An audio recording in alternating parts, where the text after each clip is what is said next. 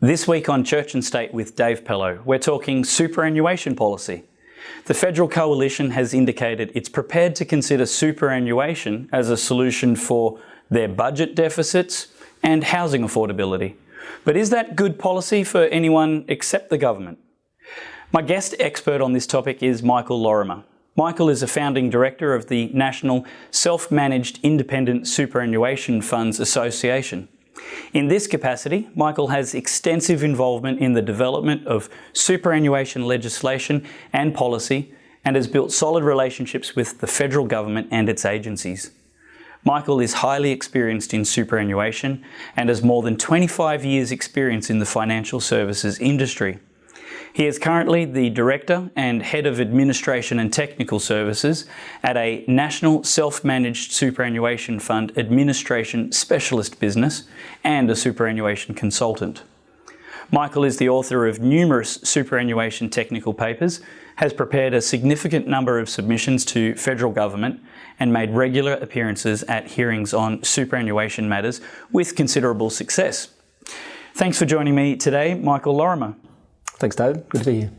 Now, explain to me, please, let's even just start with the big picture of what is superannuation, what's it meant for, and what was it like before it became compulsory? And just give us the whole background to it. The historical backdrop's very important to understand where superannuation policy sits today and into the future. And fortunately, I've been around for just over 25 years in the superannuation industry, and so I've seen the introduction of the compulsory super regime and how it has matured to its size today. So, specifically, I represent the self-managed superannuation fund segment of the marketplace, which is also a burgeoning sector of the market and has been a huge success. I think what has to be remembered is that superannuation is not just about the compulsory segment. So the compulsory framework was introduced by the Hawke and Keating government in 1992. So 25 years on, it's quite a mature but maturing part of the overall superannuation marketplace. But it's not the only plank to the superannuation system. And by itself, it will not achieve the long-term policy objectives of any government, this one or future ones. So superannuation guarantee came in 1992 at a rate of 3% of employees' wages, and that's grown over time to the current level of 9.5% of employees' wages. The argument when it was first introduced was that that wouldn't be an additional levy on employers, it would be effectively a part of an employee's overall remuneration. The reality is employers have been carrying that burden in addition to normal salary and wages. What has to be remembered, of course, though, is that you only get the compulsory superannuation contributions if you're an employee. There are I don't know what the statistics are, Dave, but there are an incredible number of micro businesses or small businesses, family-owned businesses in Australia, where the owners of those businesses don't qualify as employees. They don't get the compulsory super, so they've got to look after themselves. So that leads me to the comment that I made before about superannuation not just being about the compulsory segment. There's the voluntary part as well. So those sorts of people, family business owners who don't get the compulsory super, have to look after themselves. Superannuation will only work for those sorts of voluntary savings if there are adequate incentives in place to achieve those outcomes. And those incentives, over a significant number of years, have come in the form of tax concessions. There's a very good reason for why that framework has worked as well. What any government is asking a person to do when they sign up voluntarily to superannuation is to effectively put $1 into a system which they're not going to be able to see again for 40, 50 sort of years. It's a hell of a long time. Yep. And so there has to be an appropriate incentive for a person to do that. Now, in the long run, the incentives for the government from a policy perspective is that $1 contributed to superannuation today, in 40 years' time, is going to save the future government a lot of money in terms of age pension and other welfare types of benefits. Yep. That's probably a number that's very difficult to quantify, but you don't need to be a rocket scientist to understand that if I save $1 today and I get it back with earnings in 40 years' time, I'm not going to be as reliant on the public system as the person who didn't put the dollar in. Yep. And with an ageing population, which we're hearing about all the time, is that there won't be a government pension in the future, there won't be an old age pension when you retire. That has to be of a concern to both the government and the population, because we're not going to be able to provide. We're going to have a whole bunch of people who are either homeless and destitute if Correct. they're not provided for by either themselves or the government. Correct. And we're hearing the government can't. Yeah, that's right. That's right. Now, my personal view is that as a first world economy, we will never allow that social security safety net system to totally disappear. But I think the concern is a valid one in the long run. And at the end of the day, unless there is an increasing private savings pool, then there'll be an over-reliance on the public purse for those people in retirement who don't have the sufficient private savings. So the point is well made.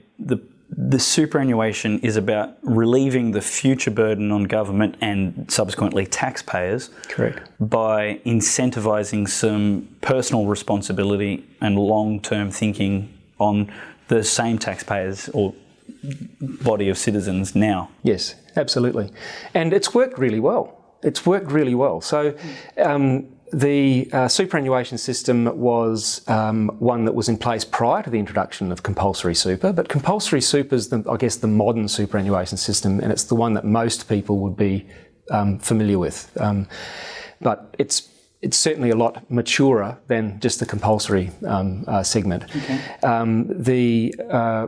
For a long time leading up to the late 1980s, contributions that you made to superannuation weren't taxed at all. That was a system that was introduced by Keating as well in the late 80s. Okay. And so a zero tax rate became a 15% tax rate, which is still a very concessional one compared to our personal marginal tax rate system or company tax system. So it's an incentive nonetheless. So what was the popularity of superannuation before compulsory employer contributions?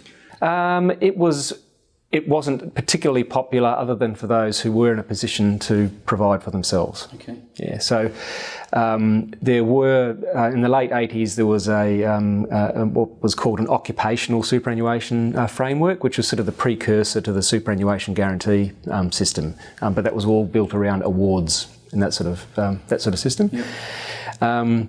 But no, really, the whole superannuation industry has only gathered momentum since the introduction of the compulsory system, together with the maintenance of the tax concessions.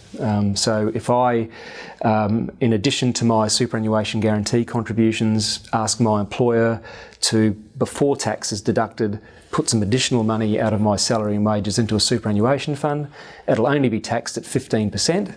Versus what I would otherwise be paying at whatever my marginal tax rate is, 32%, 47%, whatever. So it's worth it from a tax perspective. Yeah. At the end of the day, if I decide not to put that additional money into superannuation and receive it personally and have my marginal tax rate applied to that, $1 paid in tax is $1 that you'll never ever get back.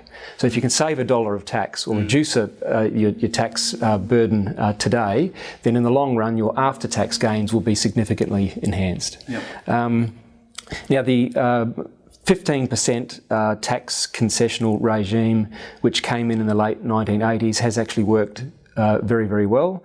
In the late 90s, a coalition government which was argued to be an equity measure but was really a budgetary measure, introduced an additional 15% on contributions for high income earners.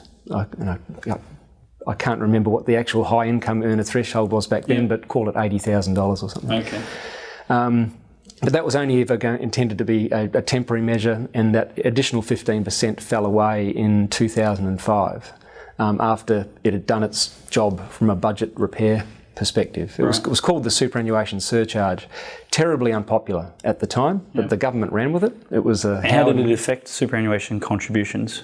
It did have an impact on the level of contributions that were going in. It was a disincentive. So even though 15 plus 15, which equals 30%, for those high income earners was still 30% was a lot lower than their marginal tax rate.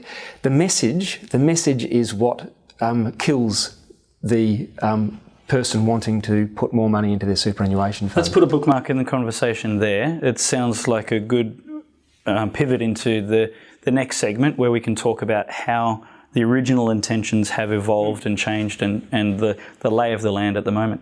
Sure, sounds good. Thanks for watching. If you really enjoyed that video, please give it a thumbs up and subscribe to my channel. Have a look at this great video next, and check out the website for even more interesting articles and episodes later.